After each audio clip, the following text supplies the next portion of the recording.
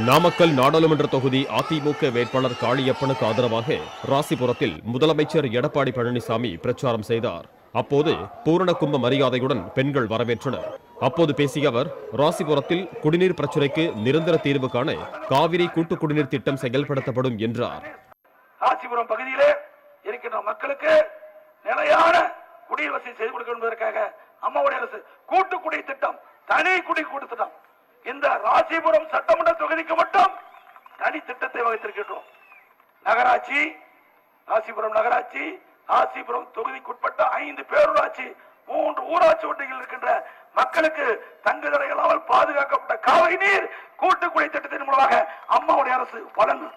நீர் மேலாண்மை திட்டங்களுக்கு தமிழக அரசு முன்னுரிமை கொடுத்து செயல்படுத்தும் என்ற அவர், குடிமராமத்து பணிகள் மூலம் ஒரு சொட்டு நீர் கூட வீணாகாமல் பாதுகாக்கப்படுவதாக கூறினார்.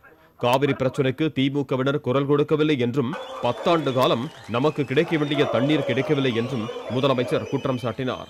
நாமக்கல் திமுக கூட்டணி வேட்பாளர் குறித்தும் முதலமைச்சர் எடப்பாடி பழனிசாமி விமர்சித்தார். திமுக ஒரு நாளாவது இந்த காவிரி நதிநீர் பிரச்சனைக்காக குரல் கொடுத்தாங்களா? இன்றைக்கு 20 மாவட்ட மக்களுடைய குடிநீர் ஆதாரம் காவிரி நதிநீரை பொறுத்துத்தான் இருக்கிறது.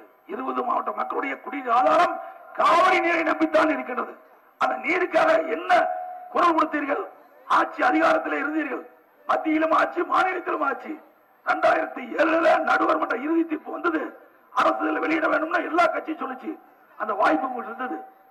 ஆனால் அதை நடைமுறைப்படுத்தல. மத்திய அரசுல வெளியிட காரணத்தால 10 ஆண்டு காலம் நமக்கு கிடைக்க வேண்டிய நீர் கிடைக்காம போச்சு. விவசாயிகள் அல்லலுக்கு துன்பப்பட்டோம். குடிநீருக்கு கூட காவிரி ஆற்றிலே தண்ணீர் கிடையாது. அந்த அவலநிலைக்கு காரணம் திராவிட முன்னேற்ற கழகம் செய்த மாபெரும் துரோகம் விவசாயிகளுக்கு. ஏனென்றால் நான் விவசாயியா இருந்த காரணத்தினாலே விவசாயிக்கு நீர் முக்கியம், குடிப்பதற்கு தண்ணீர் வேண்டும். இரண்டும் எங்களுடைய முதல் திட்டம். இதனைத் தொடர்ந்து நாமக்கல்லில் பிரச்சாரம் செய்த முதலமைச்சர் எடப்பாடி பழனிசாமி, முதலமைச்சரான தன்னை கேடி, மண்புழு என ஸ்டாலின் பேசுவதாக குற்றம் சாட்டினார். ஸ்டாலின் தவறாக பேசினால் பதிலடி கொடுக்கப்படும் என்றும் அவர் கூறினார். இன்னைக்கு ஸ்டாலின் போற இடத்துலாம் தரக்குறைவா பேசுறாரு. இன்னைக்கு பாத்தீங்கன்னா கோயம்புத்தூர்ல போய் ஒரு முதலமைச்சரை பத்தி எடப்பாடி பழனிசாமின்னு அது வேற,